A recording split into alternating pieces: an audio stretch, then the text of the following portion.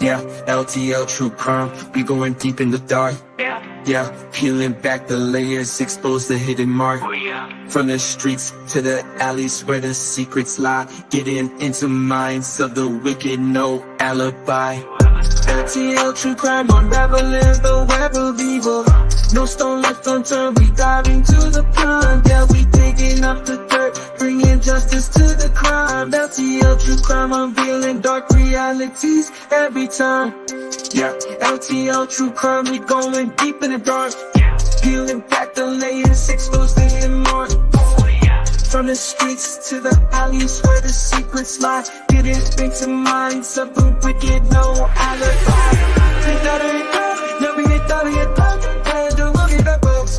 LTL true crime, go. We can live in the shine, but then I'm not talking about it, that's so. Look at the place in your world. No punctuation lie. Good punctuation low. We thought it done. Yeah, we thought it died. Better than running the boats.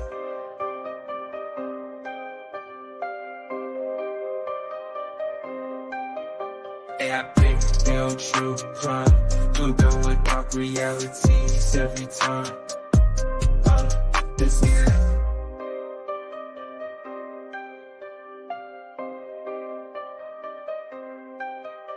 Yeah, I break down true crime. I'm done with dark realities every time. Yeah, LTL true crime. We going deep in the dark. Yeah, peeling back the layers, expose the hidden mark. From the streets to the alleys where the secrets lie, getting into minds of the wicked, no alibi. LTL true crime. We going deep in the dark. Yeah, peeling back the layers, expose the hidden mark. From the streets to the alleys where the secrets lie, getting into minds of the wicked, no alibi.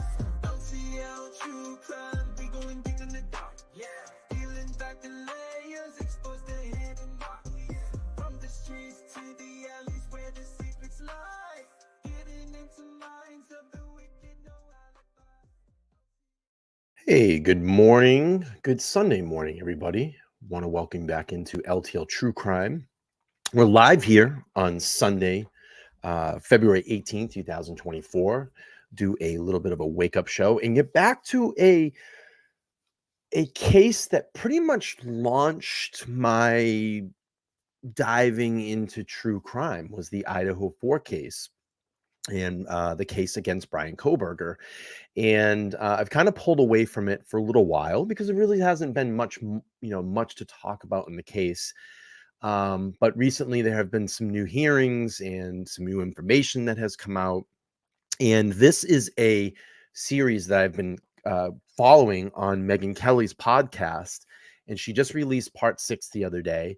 So I wanted to go back and revisit this because I found her podcast series on the Idaho 4 murders to be super, super fascinating. We've done all parts so far up to part 5. And I was really glad that she did another update and a part 6. So what we're going to do is do a review, react, and commentate over that. We'll pull it up. It's about a 45-minute episode this morning. Probably get through it in about an hour. And sit back, relax, and we'll get right into this. So we're going to go. Here we go. Let's discuss a crucial aspect of your financial health, your credit report. Oh, It's time to face a I'm not sponsored by that. So back up here a little bit. Let me go forward a little bit here. First, as a refresher, on November 13th, 2022, 4 University of Idaho students were stabbed to death shortly after 4 a.m. in their 3-story home. Those students were Ethan Chapin, Kaylee Gonsalves, Xana Kernodle, and Maddie Mogan. These were horrific, brutal murders, up close, personal, and completed in the span of less than 20 minutes. 2 other surviving roommates, Bethany Funk and Dylan Mortensen, were home at the time. We would later learn that Dylan Mortensen told police she saw an intruder in the home that night, a man who was wearing a COVID-style face mask and who she described as having bushy eyebrows. And just to kind of answer your question, I think I saw you said, when is Turtle Boy coming home?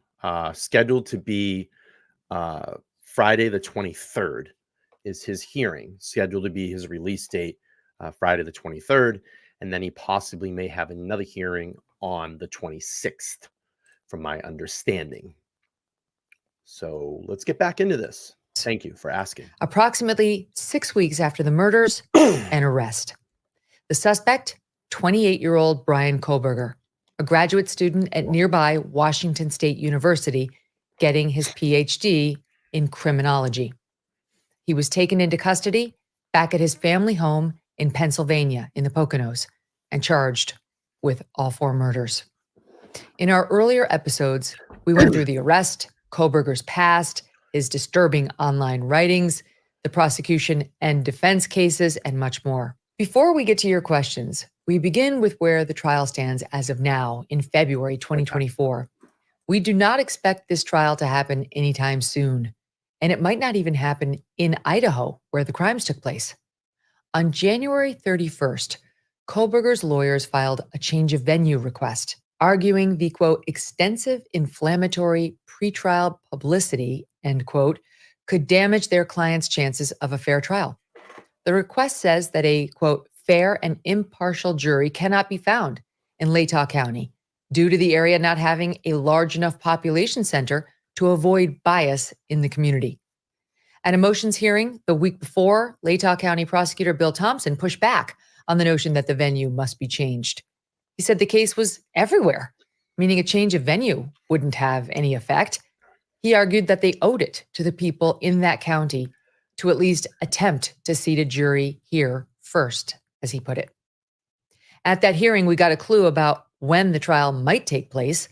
The prosecutors would like it to begin this summer of 2024. So sometime around June, when the university students are mostly no longer in town. Kohberger's public defender, Ann Taylor, however, said that timeline was not realistic in any way. She said if the venue does not change, she will be pushing for a start date of summer 2025. So for now, we wait, although we do have one noteworthy date.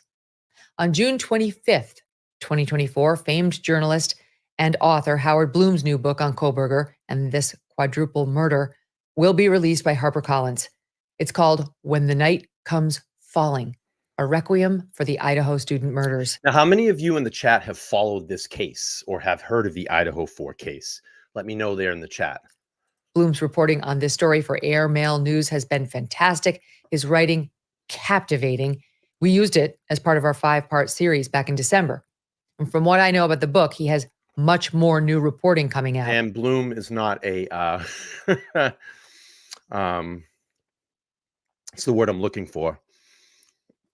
Bloom has spread a lot of, in my opinion, fictitious information about this case and is really been mostly on the Kohberger side.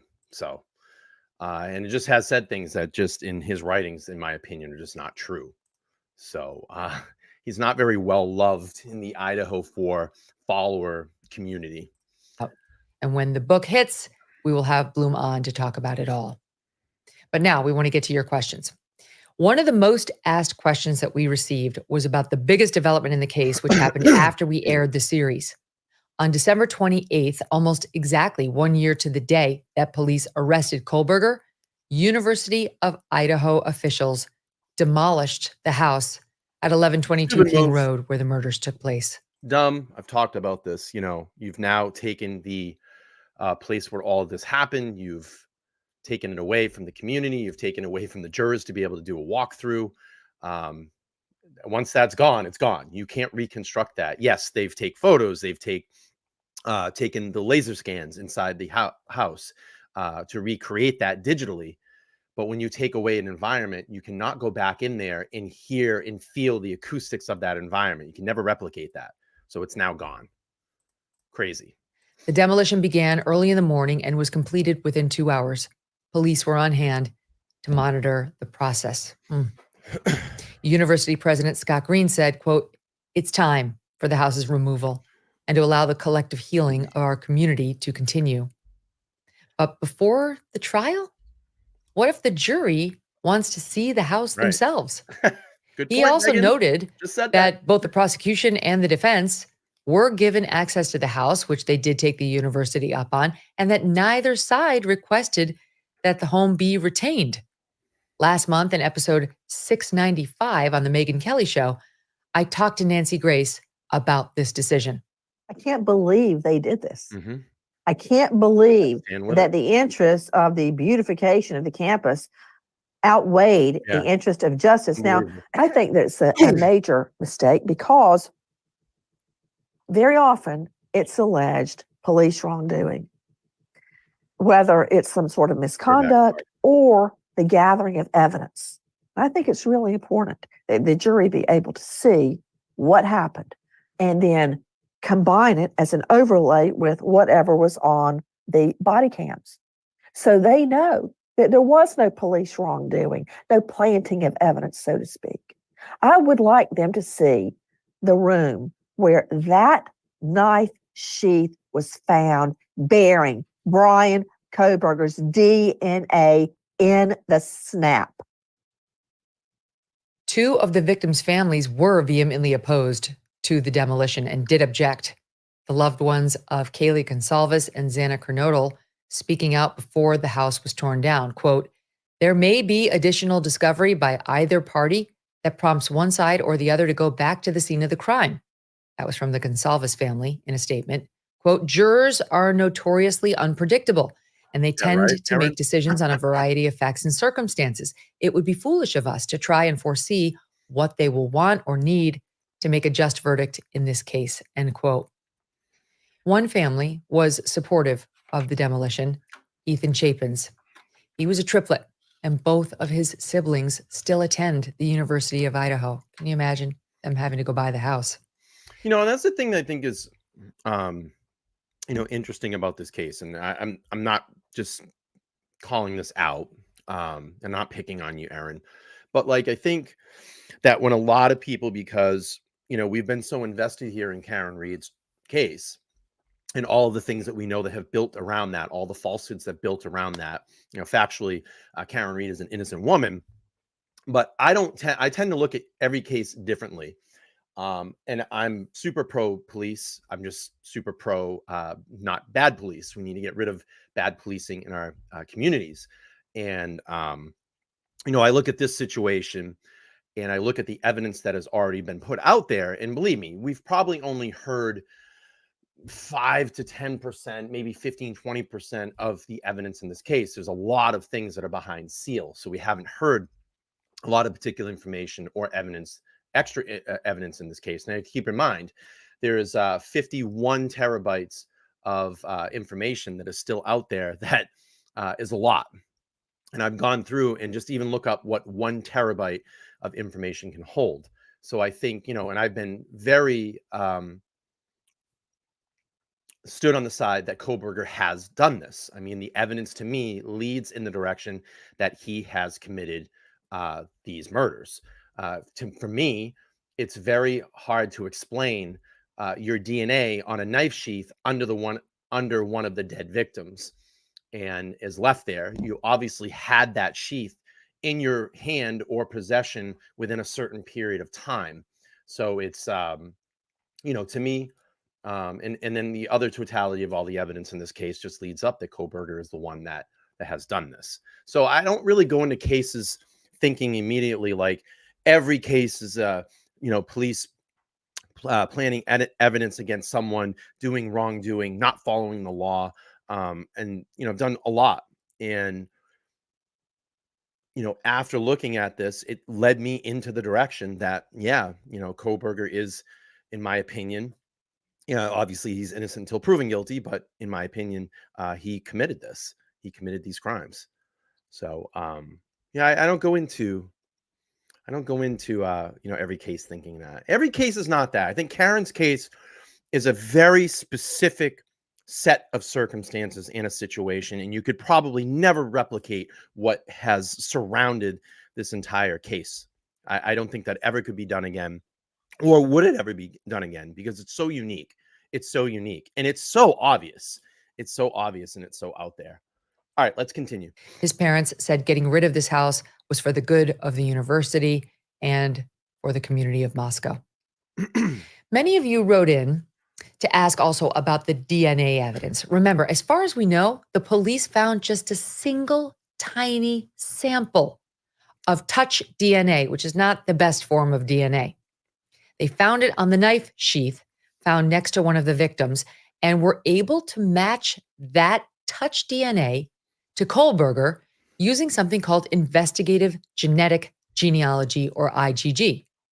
They traced the DNA by matching it to someone in the Kohberger family, then zeroed Thank you, Leah. I in appreciate it. Thank you. on Bryan Kohberger after realizing that it likely came from a relative of a man named Michael Kohberger, Bryan's dad, who cops then obtained DNA from. Actually, they went through his garbage, which is legal, and figured out that there was Anything some hit the sort of a curb. match.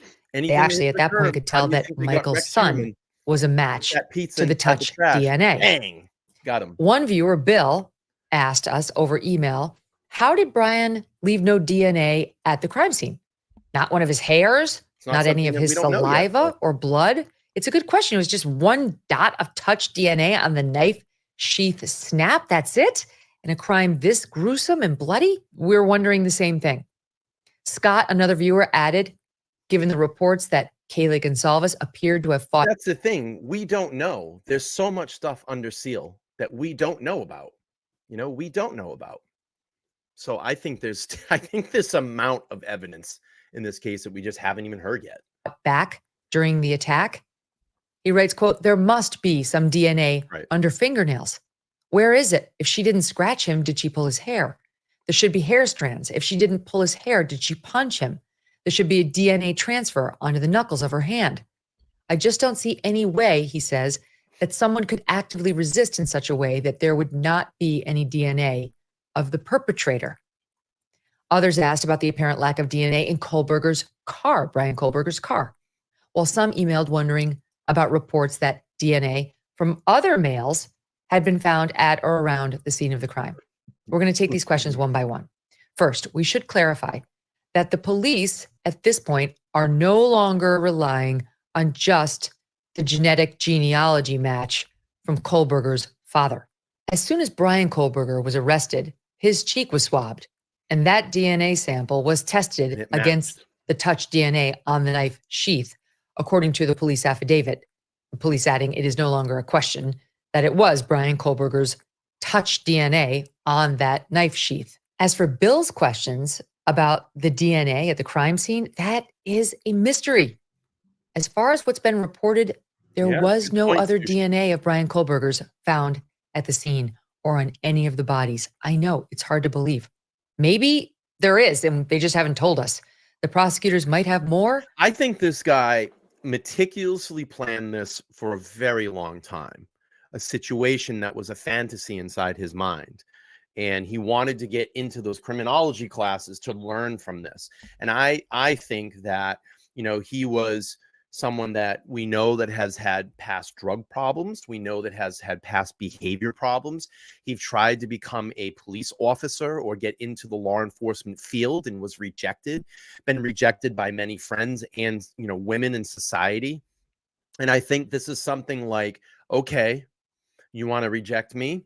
I'm going to show you. I'm going to get everybody back for all the shit that they've done to me. And that's what I got from this. And this is kind of like, like an incel situation. And that's the way that I look at it. And kind of like an Elliot Rodgers situation. All these people reject me. I've done everything. I'm trying to keep up essentially with the Joneses and, be this model citizen. I've turned my life around. People still reject me. I'm going to get you. No one wants me. Sure, I'll show you, one of those types of situations. But so far, neither the prosecution nor the defense is saying there's anything more than this touch DNA. This is going to be a big question at trial, but all reports we have seen so far point to the DNA on the knife sheath as being the prime, and it appears for now the only evidence that will be presented to the jury when it comes to DNA. Remember, it's believed that the killer, Kohberger, allegedly wore protective clothing, a mask, and probably, almost certainly, gloves. Then there's the question about the lack of DNA in Kohberger's car. That one has a bit more of an explanation. Kohberger was Bleach. arrested more than 6 weeks after Had the time to murders bleach took place. everything. He drove that car across the country with his father, Michael, going home for Christmas break 1 month after the murders. While in Pennsylvania, reports are he was seen getting the car cleaned, including one report saying he had used bleach. All of this is believed to have happened while cops had their eye on Kohberger, but before they could get their hands. There was one report that when they were surveilling him before they actually arrested him in Pennsylvania, they actually caught him at like 2 o'clock in the morning walking trash out to his neighbor's yard. When they were driving down the neighborhood, they almost literally ran into him at about 2 o'clock in the morning. It was a surprise, kind of like, oh shit, there he is. And it was seen putting garbage into his neighbor's trash cans. On the car itself. It's possible that the cops went and retrieved some clues or discovered some evidence from the facility where Kohberger cleaned the car, like after he left. But if they did that, it hasn't been made public. If they did not do that, then it appears to be the case that they watched him clean the car, potentially destroying evidence, and did zero about it. Yeah.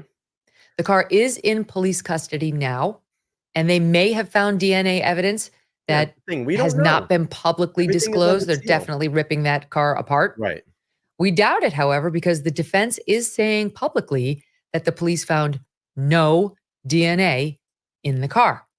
And keep in mind, they found things at his apartment too in Pullman.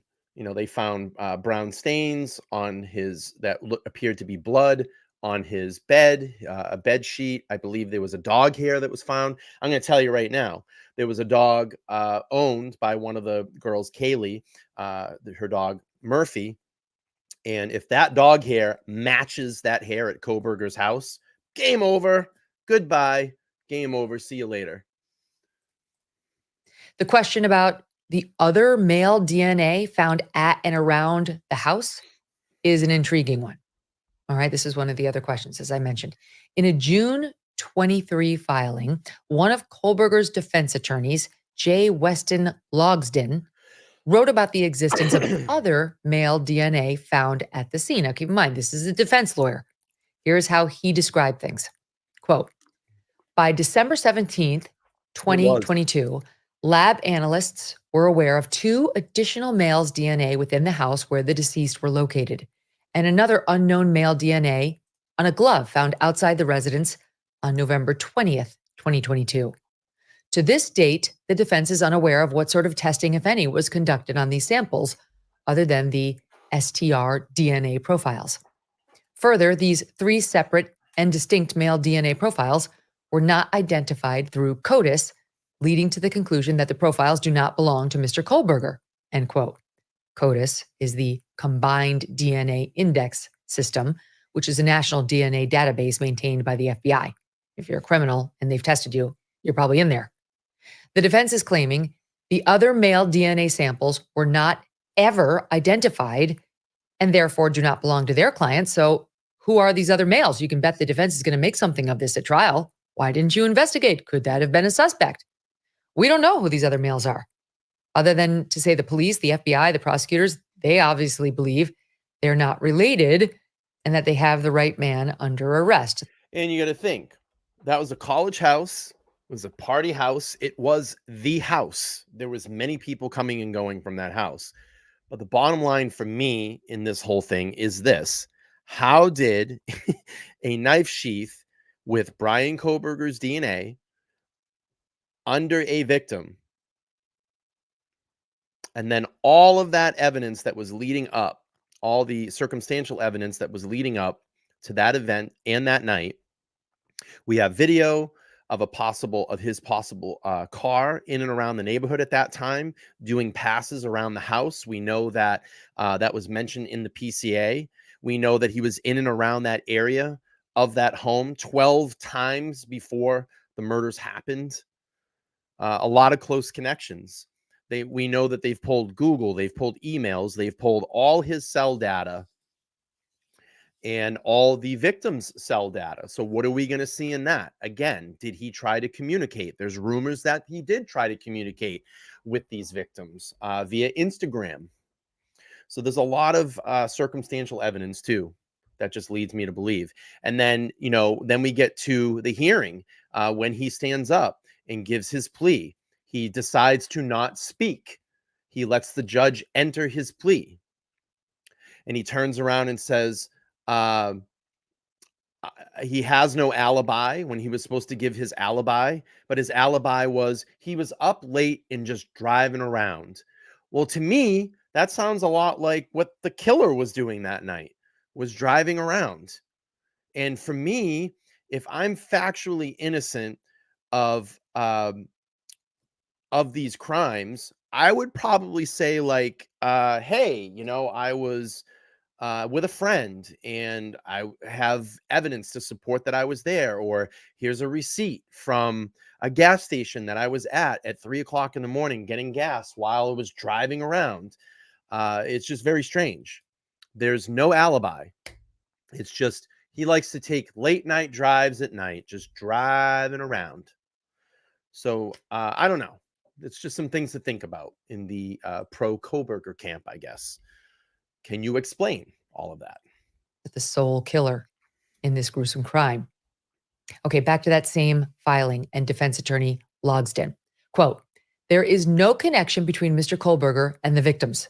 There is no explanation for the total lack of DNA evidence from the victims in Mr. Kohberger's apartment, office, home, or vehicle.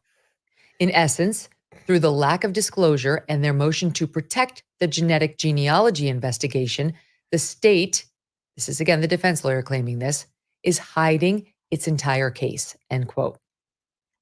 He goes on from there. The state apparently thinks that they need not explain how they came to think that it was Mr. Kohberger's DNA on the sheath. Presumably, the defense is expected to accept at face value that the sheath had touched DNA just waiting for testing by all the FBI's myriad resources. Additionally, the defense is to guess whether the state focused its investigation on Mr. Kohberger via a bizarrely complex DNA tree experiment, end quote. You can see what they're doing here, right? Planting doubts. What's genetic genealogy? Is it reliable? Why can't we get more info? We need to know more. This whole thing stinks. The defense continues. The state appears to be trying to hide its original domino such that Kohberger cannot discover why he was targeted. Mr. Kohberger has the right to discover and question the investigation that led to him, end quote. Okay, so you can now see the defense is opening a very interesting line of attack. They are implying the police may have planted the DNA on the knife sheath, put thereby, as they write, quote, someone else during the investigation. We also get an indication about the way they plan to knock down the entire concept of investigative genetic genealogy, describing it as a, quote, bizarrely complex DNA tree experiment. They seem to want to argue that if that first domino in the trail to Kohberger was not reliable or was the product of junk science, all evidence resulting from that domino would be rendered inadmissible. Quote, fruit of the poisonous tree. That's what we used to call it in criminal procedure. And if the tree is poisonous and can't be allowed in evidence, neither can its fruit. That's how they'll try to get out the DNA swab of Kohberger's cheek, fruit of the poisonous tree. For context, here's a bit from my interview with Cece Moore. She is the expert on the practice of IgG, and she was on the show in January of last year in episode 470. Watch how she breaks down the way this works. It's used all the time these days. The way she and her team have been able to make hundreds of successful IDs of violent criminals. So we get the unknown individual's DNA from the crime scene. It might be semen, blood, saliva, even touch DNA. So it goes to a private lab where it is analyzed, and just like they would analyze it at, say, Ancestry DNA or 23andMe, we need it to be compatible with those profiles because that's the type of profiles we're going to compare against. And then it goes to our bioinformaticists, our scientists. Now, because these are degraded, mixed, contaminated samples, these are not like if you spit in a tube and you have this perfect DNA sample. these are non-optimal samples. And so we need something called bioinformatics that work with that degraded DNA to try to repair it, load it to GEDmatch and or family tree DNA.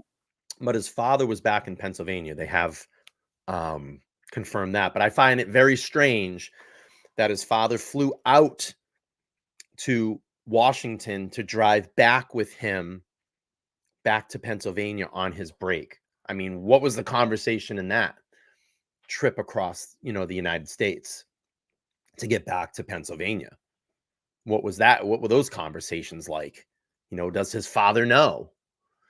Did he say something? So interesting. It's compared against all the people there that are opted into law enforcement matching. And we get a list of matches. And we can predict what 100%. the likely relationships are based on how much DNA someone is sharing with that unknown person. You see, so they get a match maybe to somebody in the Kohberger family. We can tell you this touch DNA relates to somebody in the Kohberger family who gave their DNA to one of these services. But I think when a juror, I think the bottom line is this, I try to look at it as a juror and maybe, listen, maybe I'm a little bit biased here because I've been following the case for a very long time, but let's go into this. Let's go into it blindly. Okay. I think the bottom line is going to come down to this: with as much technical information that's going to be thrown at this case, as much as the defense is going to, do their job to defend Bryan Kohberger. I think when a rational jury looks at this and says, wait a minute, how does a knife sheath with that man's DNA end up under one of those dead girls? Bottom line, you're going to have to explain for that. And then, his car is seen in the neighborhood in and around on camera footage. So you add up that totality.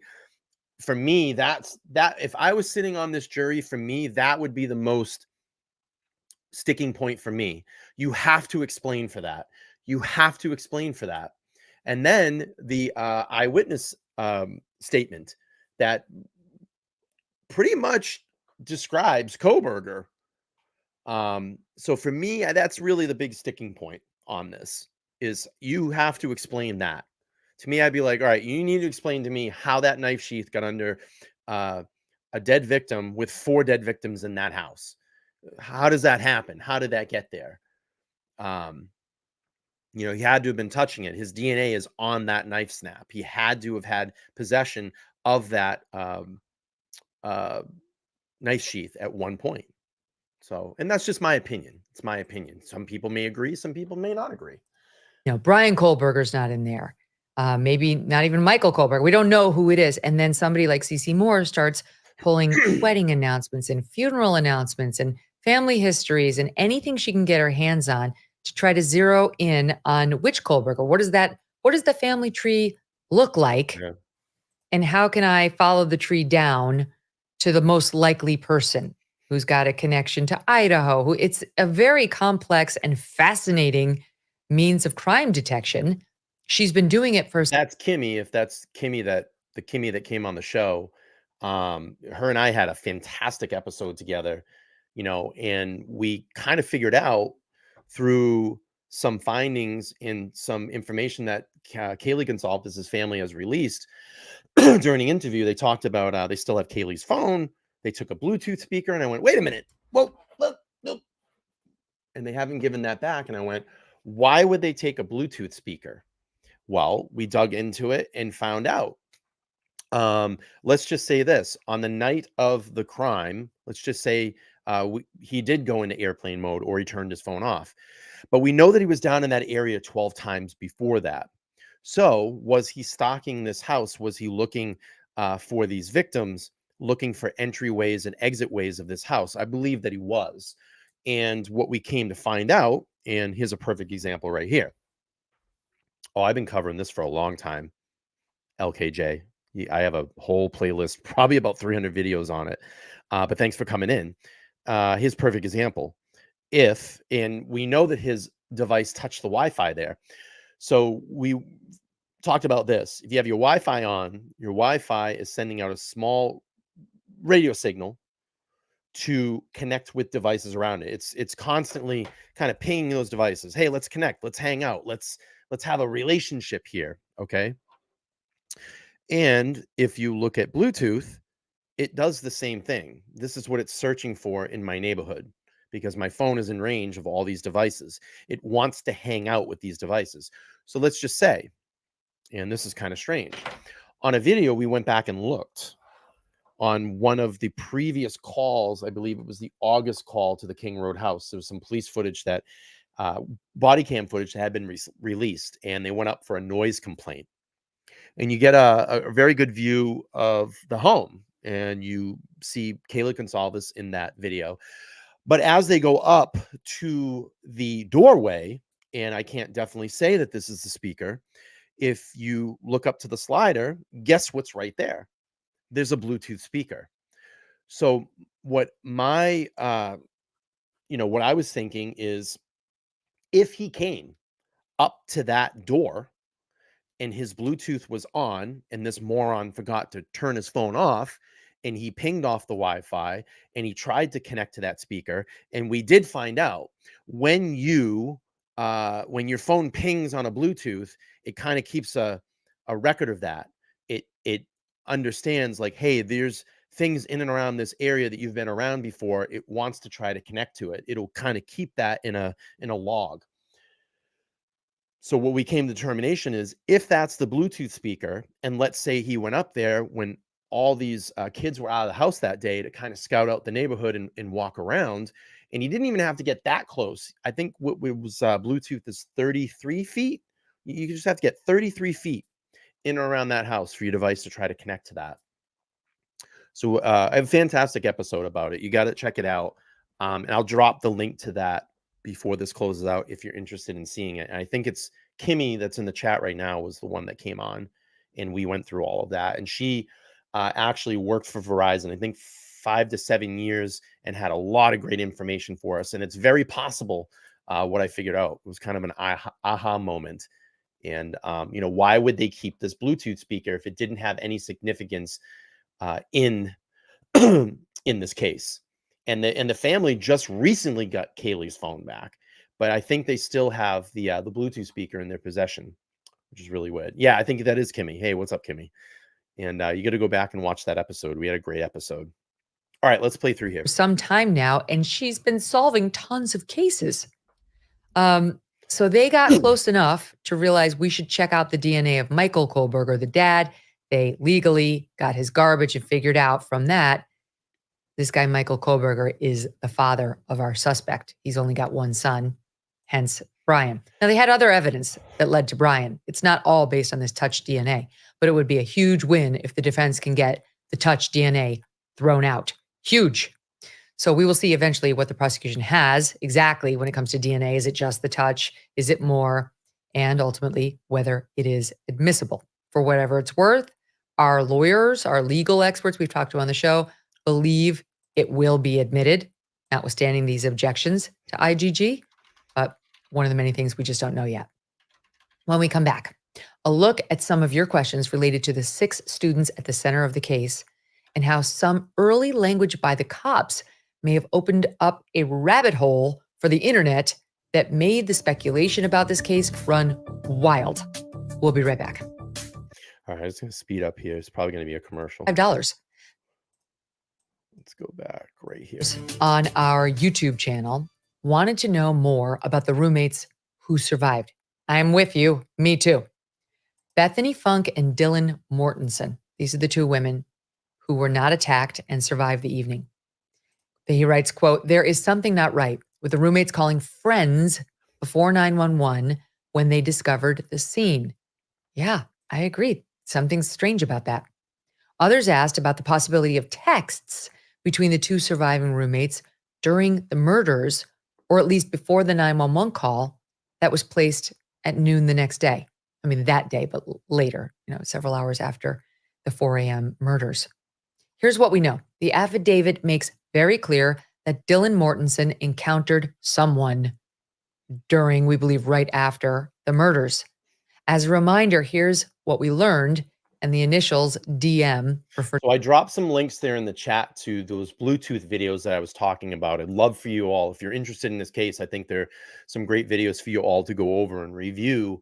And again, Kimmy, I want to thank her for coming on the show that time. It was a really, really great show and very, very informative. And I think that we came down to some conclusions there that might be used by the prosecution in this case. All right, let's keep banging away here. To Dylan, quote, this is from the affidavit. DM stated she originally went to sleep in her bedroom on the southeast side of the second floor. DM stated she was awoken at approximately 4 a.m. by what she stated sounded like Gonzalez playing with her dog in one of the upstairs bedrooms, which were located on the third floor. A short time later, DM said she heard who she thought was Gonzalez saying something to the effect of, "There's someone here." DM stated she looked out of her bedroom but did not see anything when she heard the comment about someone being in the house. DM stated she opened her door a second time when she heard what she thought was crying coming from Xana Kernodle's room. DM then said she heard a male voice say something to the effect of, "It's okay, I'm going to help you." Wild. DM stated she opened her door for the third time after she heard the crying and saw a figure clad in black clothing and a mask that covered the person's mouth and nose walking towards her.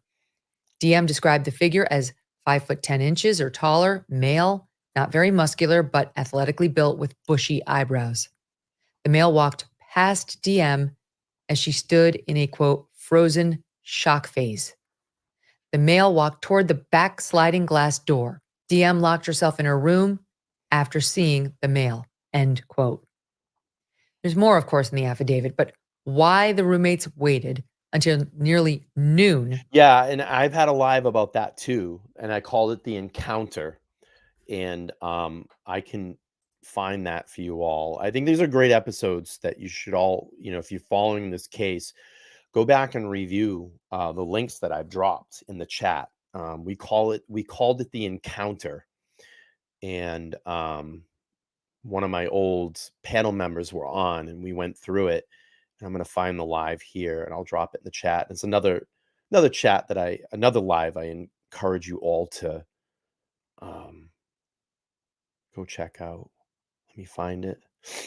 It's quite a while ago.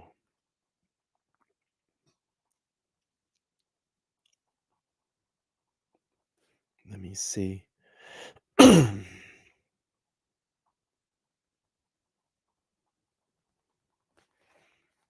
I'll keep playing this while I look for it. To call the police remains a complete mystery.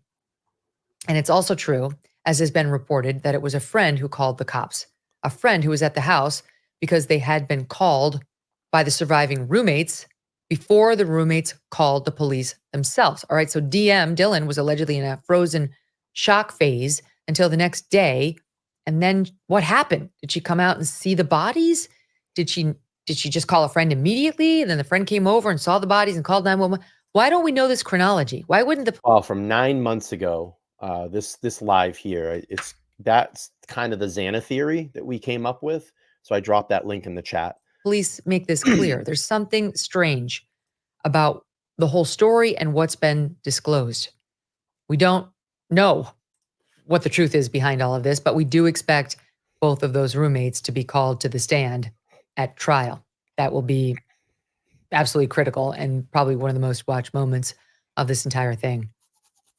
The question of whether the surviving roommates were texting one another during the murders, that's actually very interesting. Or maybe the next morning before or while. We figured that out too. Because when they said in the PCA, when we downloaded the information from Bethany and Dylan Mortenson's phone, our conclusion says that the crimes happened between this time. That leads me to believe with those timestamps on those texts, they were texting. Probably, hey, did you hear something? What was that? What's going on? Quiet down. You guys are being loud, whatever it may be. And that's why I came to the conclusion that they were texting between this. They were discovering the crime scene. Howard Bloom reported that Kaylee Gonsalves's father, Steve, heard through a source that this question about possible text between these two came up in the grand jury proceedings. But we don't know whether that's true. We don't know whether it did in fact come up at the grand jury, and we don't know whether in fact there was texting. The police certainly do have their cell phone records, and if there were texts, we're going to know, but we have to wait till the trial. Then But there are it even says, if Megyn would have just read the PCA a little bit further, it says according to the downloads on the phone. They don't say that Dylan and Bethany were texting, but it says according to the down. I haven't looked at PCA in a long time, so I'm probably not quoting it verbatim. But according to the downloads, the digital downloads on Bethany Funk and Dylan Mortenson's phone, we conclude that the homicides happened between this time. It tells me, in my opinion, they were texting, they were talking. They had to have been, because they're using timestamps. They're using timestamps to coordinate all of this information of the actual time of the crime. Are some questions from YouTube commenters that we can put into a category of, well, we'll call it extreme skepticism. One person asked about reports that the, quote, house was regarded as a drug house throughout the campus, or the fact that there were group chats that knew something happened there well before they even called it in, end quote. Others asked about Chapin's fraternity and the rumors that there was a potential fight there that night that may have been connected to the murder somehow. There's no evidence of that. No evidence of a fight at the fraternity, at least not right now. It appears that those are just unsubstantiated rumors. Ethan's former fraternity brothers spoke out in November about him to KTVB in Idaho. Watch here. Coolest guy you'll ever meet. That's about it right there. He was a really big, funny, happy guy. When someone would walk in the room, like not just me, anybody, he would welcome you into the room. He was always very kind in everything that he did. He always would call me Gussie Gus in his little raspy voice. Emotionally, always there for people. These guys at Sigma Chi dealing with a tragedy they never foresaw, I'm sure, when they entered the fraternity and campus. The questions about the shadiness of this house on King Road where the murders took place, as some described it, or even questions that we received about whether a specific roommate may have been the intended victim, all of that, we believe, can be traced back to the way the cops originally talked about this crime. From the very start, the police described the killings as, quote, targeted. Based on details at the scene, we believe this was an isolated, targeted attack on our victims. Targeted attack. Even the mayor described it that way in this interview just days after the murders with Good Morning America. I think from the evidence that exists on site, the conclusion was fairly straightforward that this was targeted, isolated, doesn't pertain to any other location or any other individuals in the city. Interesting. I forgot about that. Very strange. How did they know that? On what were they basing that? They said nothing more. This targeted language continued for weeks. One state police spokesperson told the Daily Mail it's possible all 4 victims could have been targeted by the killer. Interesting. Prosecutor Bill Thompson told a local news outlet, quote, investigators believe that this attack was intended for a specific person, end quote. Why did they keep saying that over and over and over? Moscow Police Captain Roger Lanier said, quote, we've told the public very clearly from the beginning that we believe it was a targeted attack. To be honest, you're going to have to trust us on that at this point because we're not going to release why we think that, end quote. And indeed they didn't. But by early December, the tune changed. Moscow police put out a statement attempting to clarify a miscommunication, saying, quote, detectives do not currently know if the residents or any occupants were specifically targeted, but continue to investigate. Come on. With no acknowledgement of the number of times you've said that and why, no explanation of why. I get that they don't want to undermine the case at trial, but this is just too glaring. I mean, what does this language even mean, targeted or specifically targeted? The confusing mixed messages in the early weeks of the case led to intrigue among many, including true crime watchers. And undoubtedly, many of the theories that have emerged and continue to percolate online are due to this very unclear framing by the cops from the outset. Did he know them? Did he want to be with them? Did he post on their social media? All these questions, some of which we've addressed in the earlier episodes. Meantime, we know the house on King Road was a known party spot. And according to Howard Bloom's reporting, the neighborhood where the house Agree, was Scott. located was known to be an area where drug dealing did take place. Okay, what about Kohberger's family and the mystery around the autopsies? That's next. All right, let's just speed up because I'm not sponsored by Megyn's sponsors. But if they want to sponsor me, I would love to take a sponsor. All right, let's keep playing through here. One of our listeners wanted to know why we did not mention that one of Kohberger's sisters, upon hearing about the murders in the town adjacent to where her brother was getting a graduate degree, immediately wondered if he was the guy. What caused his sister to think that? Wrote in our listener. Another wrote in, if Kohberger's sisters were fired simply by association, that's terrible. I'd like to think they'd be that much more of a counselor because they had had to see or deal with Kohberger and his struggles and demons.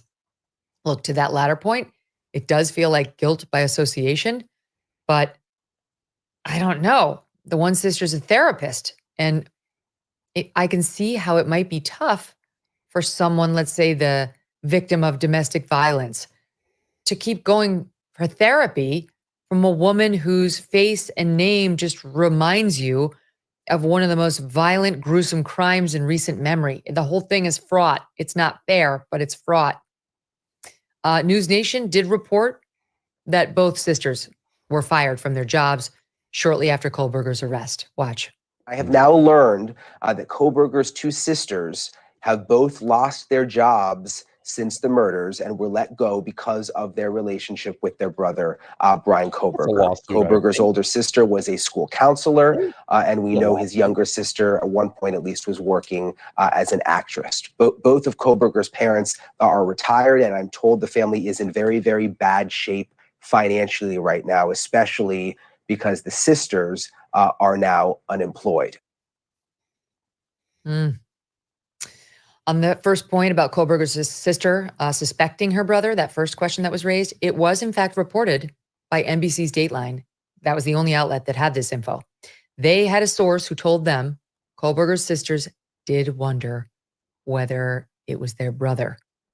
We're just going to pause this real quick. I'm just going to go back to Scott's question. Comment is the schools just didn't want to have the unalive house on their campus tour of incoming students and families. It's a bad look. Well, here's the thing. Here's the thing that I have an issue with it, and I'm very pissed off at Scott Green about this. That's the president of the University of Idaho. They tear the house down, and they say they want the house out of the neighborhood. But guess where they're moving the memorial? They're moving the memorial on campus.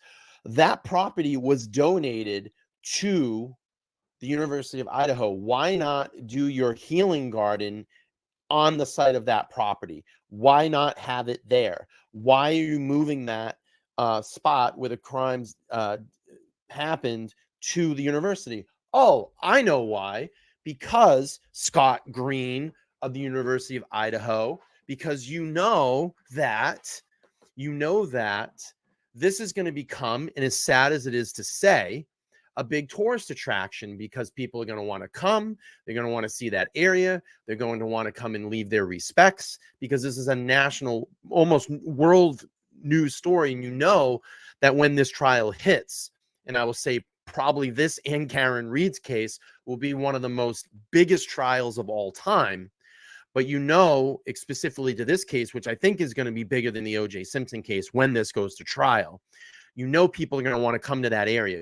People are going to want to come in and be there for the trial. You have to get, they're going to gain a lot of revenue through their hotel industry, through their travel industry, through their restaurants and food service industries. Oh, hey, why not? When you're in the area, come by, tour the University of Idaho, see the healing garden that we have put up. Why would they do that? Because they know that people are going to go there. People are going to want to come and see what happened, pay their respects, and tour the University of Idaho. Oh, and while you're here, maybe your child would want to come to college here. It's a sick thing. It's all from money. It's a bunch of bullshit. It should be in the original spot where those murders happened. And that house should have never been torn down until after trial. What is the big problem with leaving the house there? Because if you miss something, or you need to go back, or how about a jury walkthrough? Have them walk through, see how close quartered that house was, see how far apart those rooms were, see how long it takes to navigate from the top floor down to where the second floor where the second part of those murders happened. You know, we've had this straying time frame in this case. We don't know if it's 8 minutes. We don't know if it's 15 minutes. It's somewhere between 8 and 15. It's somewhere between 8 and 20. Have the jury walk through. Time it. Go outside. See what you can hear. Do a sound test inside the home. And I get it. Acoustically, it's going to be very different. Things change. Things dilapidate over time. Furniture is moved out. I understand that. But at least if the jury has the opportunity to walk through there and look and see, could this happen? Could it only be one person? Because there's a lot of speculation that there's multiple people involved in this. That has been put out there. I think, in my opinion, that Bryan Kohberger did do this. I think, in my opinion, with the type of weapon that he had, a K-bar knife, which is a Marine killing machine, essentially. It doesn't take much pressure. I've held a K-bar knife many times in my hands, and it's very, very sharp instrument. And it's made to hurt. It's your last line of defense if you lose your service weapon in battle, and it will do a lot of damage. And it doesn't take much. It's very, very sharp instrument, and it's made that it's for protection. It's protection in war. It's made for war. So it is very, very, very possible that this has happened, and by Kohberger. So there's my rant on that. We'll finish this up. Who had something to do with those murders in Idaho. Oh, watch. According to our source, investigators learned the following. One of Bryan's two older sisters, home for the holidays, brought up an uncomfortable topic. The sister had noticed Bryan had been wearing latex gloves. She thought it odd. And at some point, the sister, quite loudly, pointed out that at the time of the murders in Moscow, Bryan had lived just a few miles away in Pullman, and that Bryan drove a white Elantra, a car that law enforcement across the nation was looking for. I'm gonna pause this real quick because I'm not sure how long. All right. Add that to the gloves. And the sister said she thought yesterday the Kohberger family should consider that Bryan might have killed the 4 students in Moscow. I mean, imagine being this sister, knowing about these horrific crimes, knowing that your brother, who by all accounts was a very, odd, disturbed guy, lived right there, has the same kind of car that they're looking for, and now he's back at home wearing latex gloves throughout the house. I'm sure she did suspect him. And there's probably some willful blindness by a family member to the harsh realities, but somehow it may have penetrated even that. I mean, Dateline did report that the sister went on to search his vehicle herself for potential evidence, but did not find any. They also reported that Kohberger's father defended his son at the time, but did Michael Kohberger suspect his son? Remember, it was the dad, Michael, who flew to Washington State to accompany Bryan on the lengthy cross-country trip back to the Poconos in Pennsylvania. Why did he drive? Just days before his arrest. Maybe he drove to get the vehicle out of Washington back to Pennsylvania so he could clean it up. Did we ever think about that? You know, used in a commission of a murder 3 weeks prior to that. What's the better way to get some potential evidence out of the way? Well, I'll drive my car back to Washington. Was it Albright's? I think it was Albright's. Not Washington, Pennsylvania. What better way to get some evidence away and clear and bleach my car out when I'm back home? Month after the murders. And in a bizarre twist, we actually get to see the father and son on this road trip. Not once. We also know that along his trip, he deviated a little bit up through, I think it was either Colorado or Montana. Why did he do that? Across that trip. What was going on up there? but twice in police body cam footage taken during traffic stops in Indiana along the route. We brought you some of this in episode 2, but when you start to really examine the stops while thinking about whether Michael suspected Bryan of the crime, it does cast a bit of a new light on what we're witnessing here. Take a look at this part of the conversation with the police officer. What did you say about some SWAT team thing? Or yeah, there was a mass shooting and everything. Where?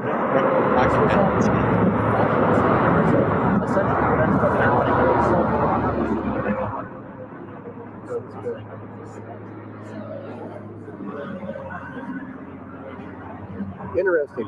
Well, it's horrifying. It's always the universe. You know what I mean? It's hard to make out everything that's said, but Michael keeps talking about a scary crime scene back where their road trip started. Not the quadruple murder case in Idaho, but a SWAT standoff that turned deadly in Washington State more recently.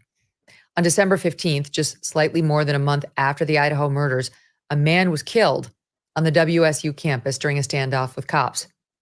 On the evening of December 14th at approximately 8:30 p.m., police officers responded to a report of a weapon offense. According to the initial police news release, a man in his 30s was threatening to kill his roommates. Now, the roommates were safely removed, but while Pullman, Washington police officers attempted to speak with the man making the threats, he barricaded himself inside the apartment. Crisis negotiators and SWAT personnel had to respond to the scene.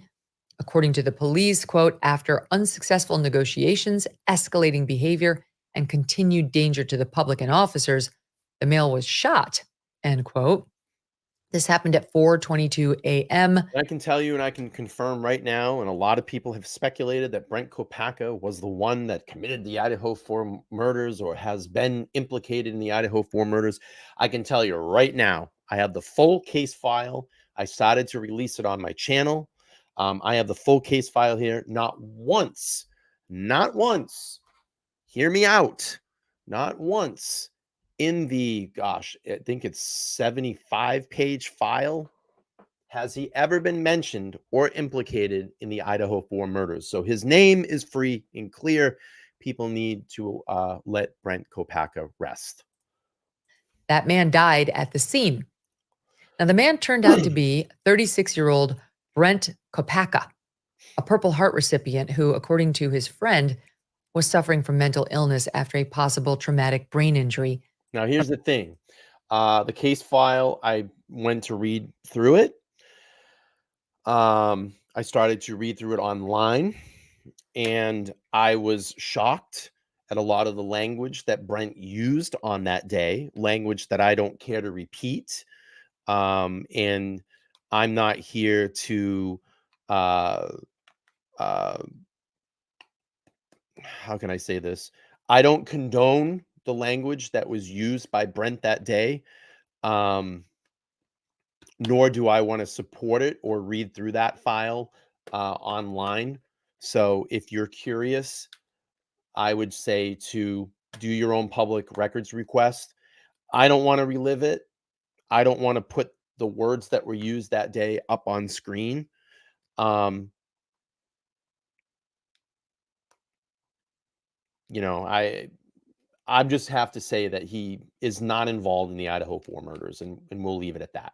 We'll leave it at that. I think Brent suffered, like Megyn Kelly was saying, from an extreme case of mental illness that was never treated. I don't use language like Brent used that day. It's pretty disgusting language, and it's just things that I don't want to repeat or talk about.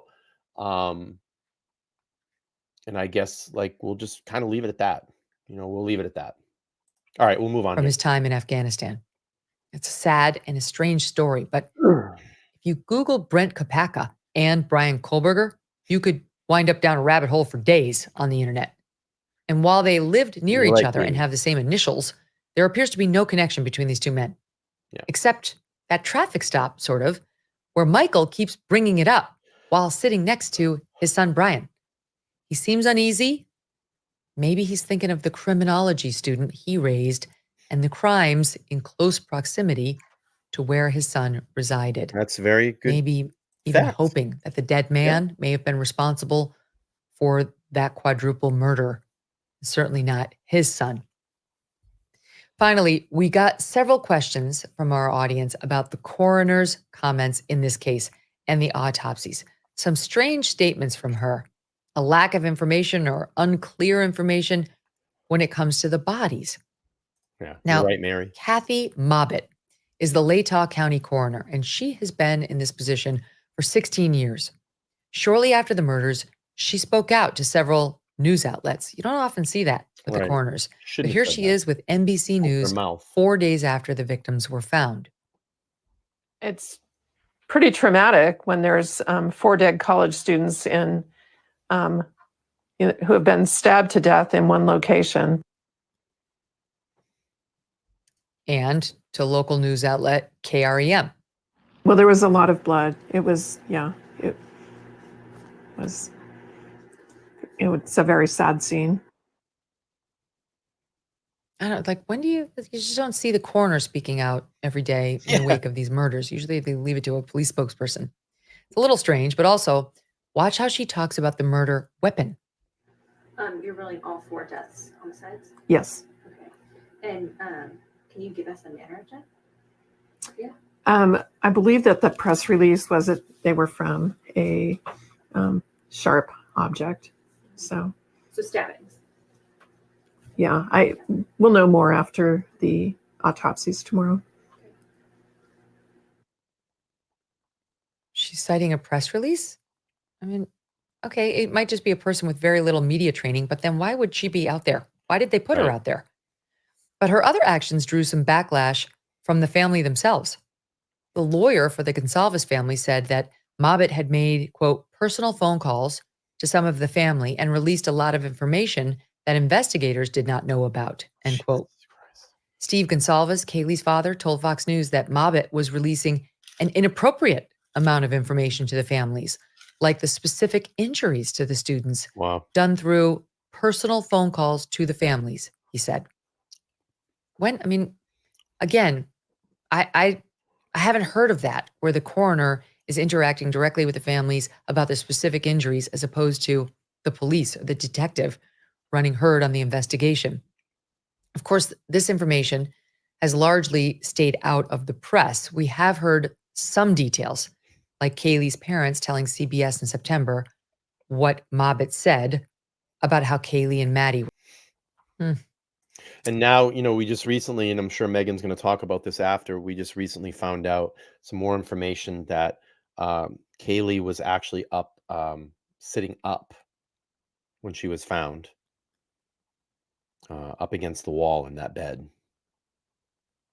So that's pretty terrible. That just tells you, confirms the fact that she had awoken. She may have tried to fight back, but pretty horrifying stuff. Some of the overall confusion likely came from how the 4 victims were described in the Kohberger arrest affidavit and the inconsistencies. All right, so let's walk through some of it. Xana Kernodle's injuries were described in the affidavit as being, quote, caused by an edged weapon. What does that mean? Like, why can't they say knife? What does that even mean? Of Kaylee and Maddie, they were, quote, visible stab wounds. Is that a distinction between an edged weapon? For Ethan Chapin, the section begins by saying he was, quote, deceased with wounds later determined, end quote. And then there's a curious redaction before continuing, quote, caused by sharp force injuries. What's that?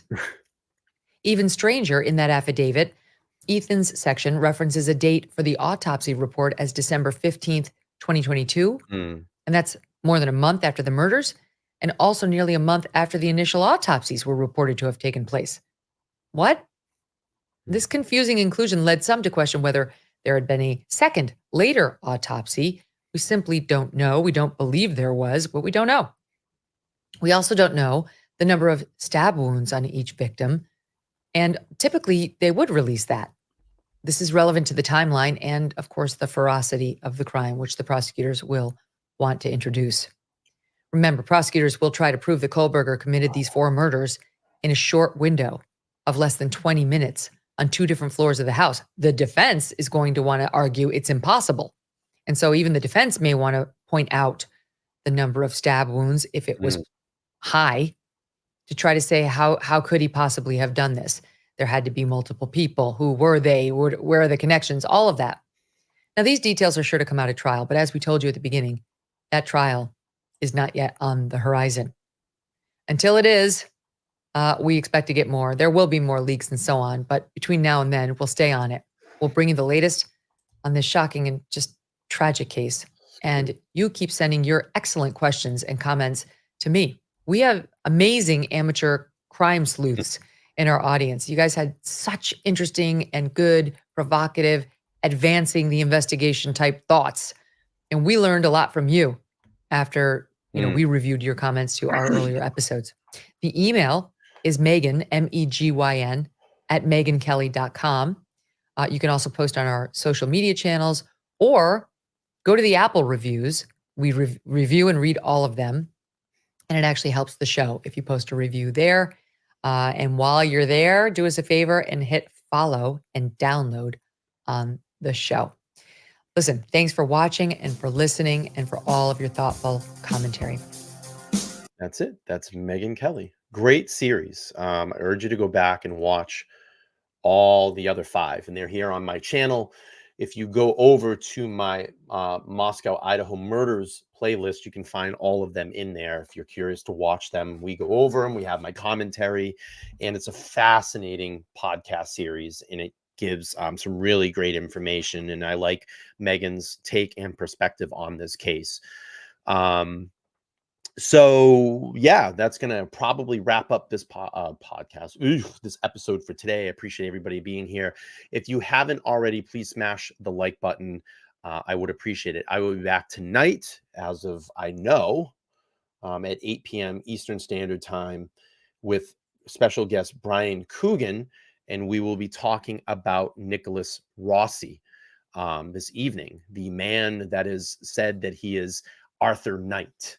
So that's going to be really fascinating to get Bryan's take on that. Bryan is a former friend of Nicholas Rossi and has been featured in many news articles and episodes saying essentially this is Nicholas Rossi, and this guy, this identity that he is saying who he is, this Arthur Knight, is not who it is. So it should be a very interesting episode this time. I'm looking forward to talking with Bryan, and hope you all can make it. I hope you all can make it for that episode. So that will be it tonight, 8 p.m. Eastern Standard Time. And if there's any deviation in the schedule, I'll let you all know, but let's plan for that tonight. I appreciate everybody being here and supporting me here on these off streams. Again, we do many different pieces of content on here, and I appreciate you all coming in. If you're watching this on replay, please make sure to leave a comment below. I would appreciate it. All right, I'm going to get out of here, hit the outro. Everybody have a wonderful day. Love all of you. If you're a new subscriber, please subscribe, smash the like button, leave a comment, like I said, and I'll see you next time. Have a great day, guys. LTL, true crime, we go deep in the dark. Peeling back the layers, expose the hidden marks. From the streets to the alleys where the secrets lie. Getting into minds of the wicked, no alibi. LTL, true crime, unraveling the web of evil. No stone left unturned, we dive into the prime. Yeah, we digging up the dirt, bringing justice to the crime. LTL, true crime, unveiling dark realities every time. Yeah, LTL, true crime, we going deep in the dark.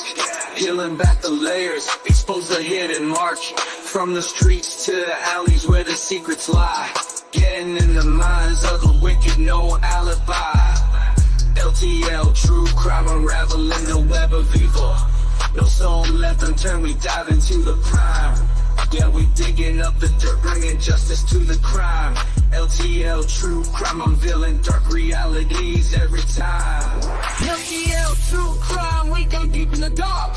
Peeling back the layers, expose the hidden marks. From the streets to the alleys where the secrets lie. Getting into minds of the wicked, no alibi.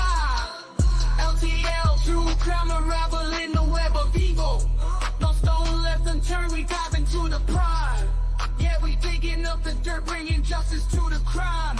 LTL, true crime, unveiling dark realities every time. Yeah. LTL True Crime, we going deep in the dark. Peeling back the layers, expose the hidden mark. From the streets to the alleys where the secrets lie. Getting into minds of the wicked, no alibi. LTL True Crime, unraveling the web of evil. No stone left unturned, we dive into the crime. Yeah, we digging up the dirt, bringing justice to the crime. LTL True Crime, unveiling dark realities every time.